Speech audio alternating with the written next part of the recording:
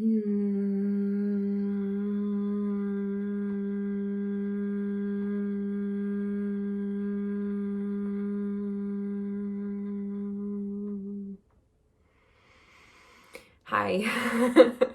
So, have you ever wondered why there's chanting in yoga or in other groups like spiritual groups? Obviously, there's singing, and singing is a fantastic way to connect to others. Like, isn't it amazing when you go to a live concert or even just turn the music up in your house and all of a sudden you're singing and your mood is just up? Like, you're just feeling great.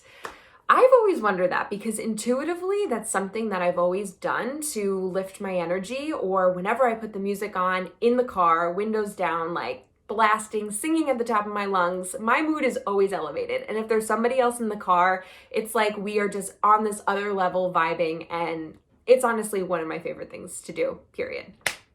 But I started to wonder, why does this help me feel so much better? And when I started to use this technique in my binge urge recovery, I was really surprised at how powerful it was. Interestingly enough, when I was struggling with depression, my internal nature did not want anything to do with music or singing. It was like I developed this aversion.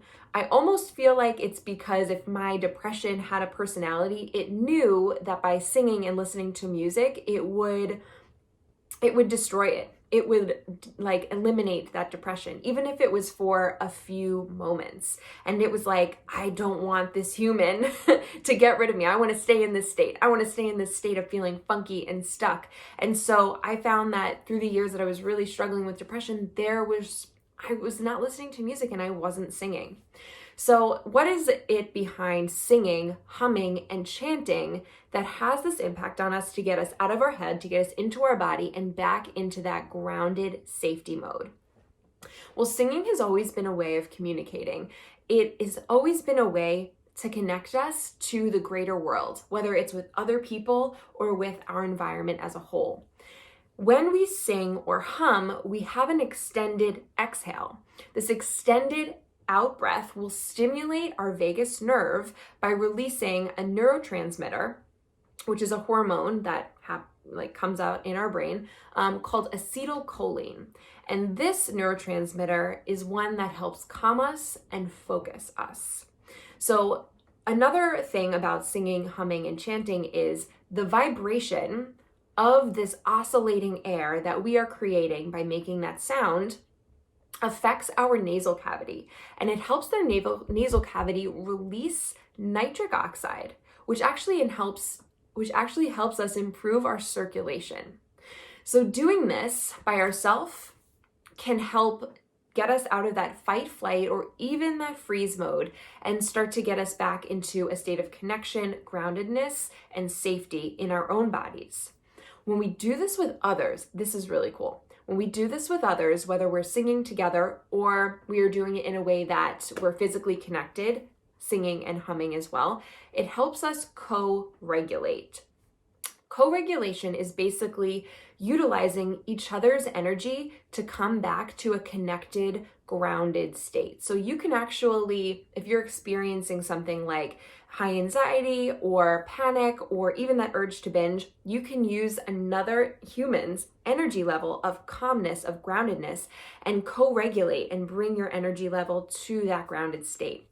A really powerful way to do this together is to sing, hum, and chant together, which is why often in a yoga class or in other communities, you're going to see groups of people humming and chanting together, and that is grounding them and bringing them to a state of presence. So this allows us to get us back into a state of that internal balance, which is where we operate from, feeling our absolute best.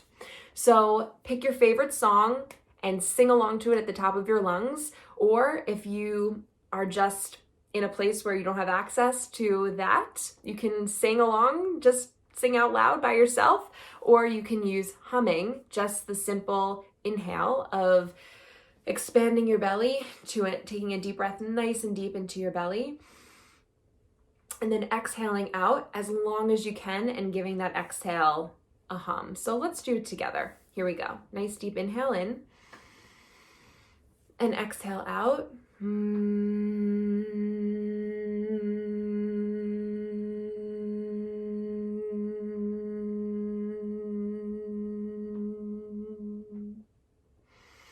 until you have no breath left to hum along to. And you can do this as many times as you need to. That humming will stimulate your vagus nerve, which will induce that sense of calm and groundedness, shifting you out of that binge urge and getting you into your body.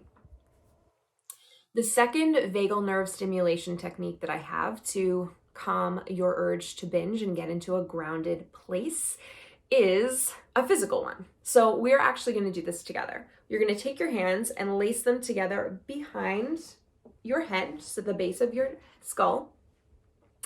And we are going to tip over just slightly. So I'm going to tip over towards my right, your left. And I'm going to, at the same time, look with my eyes up and to the left or your right, looking at my elbow.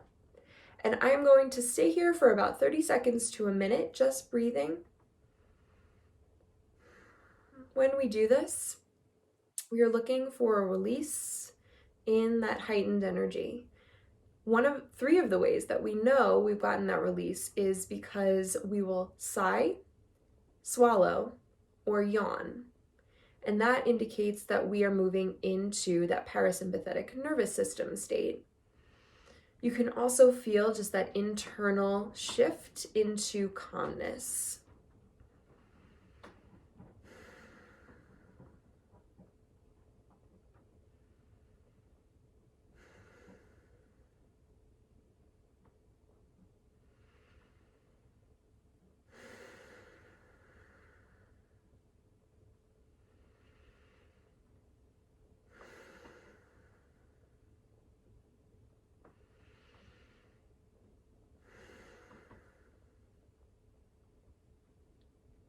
And come back to center. Take a couple deep breaths here. And we're going to do this together to the other side as well. So again, we're going to lace the fingers behind the head. We're going to tilt to the other direction, looking up with the eyes at the elbow of the other arm.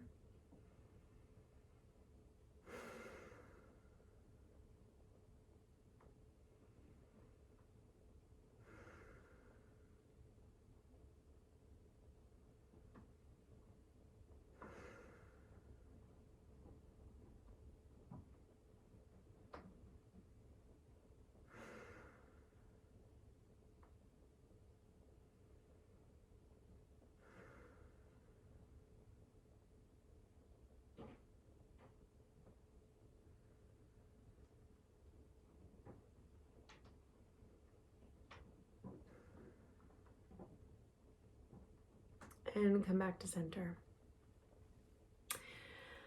Something that's really amazing about this vagal nerve stimulation is that we don't actually need a lot of it at once. So it's almost like the more is better technique doesn't apply to vagal nerve stimulation.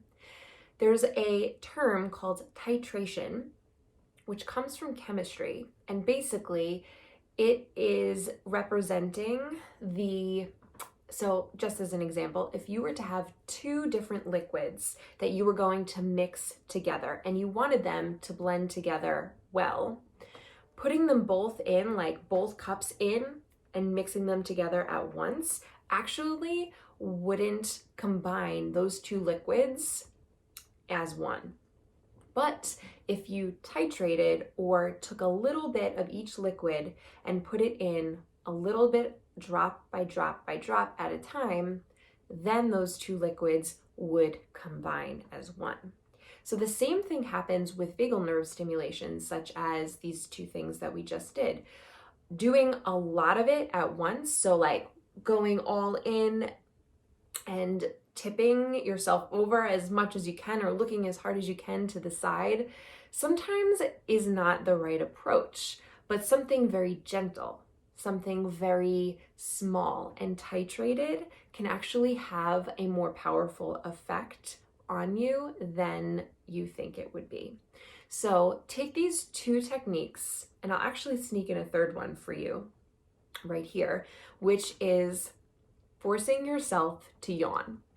So I love the example of if you've ever had a dog or been around a dog and they get really, really hyper and they get really, really excited. And then all of a sudden you'll notice that dog doing these big yawns, these big dog yawns where they're just like opening their mouth and taking these big breaths in. And it actually helps calm them down. Well, the same thing works with us. Yawning helps calm us down. So whether we fake the yawn or force ourselves to yawn, it actually will help to ignite that parasympathetic nervous system. So one of my favorite ways to induce a yawn is to make the R sound in the back of my throat. So if I open my mouth really big and make that R sound, I actually force myself to naturally yawn. Sometimes you can also fake the yawn. So like that. And sometimes it will induce a yawn and sometimes it will just have us mimic the yawn effects. So just getting yourself to yawn when you're experiencing that fight or flight urge can really be a great way to help start to calm us down into that grounded mode. So that's a little extra bonus vagal nerve stimulation technique for you.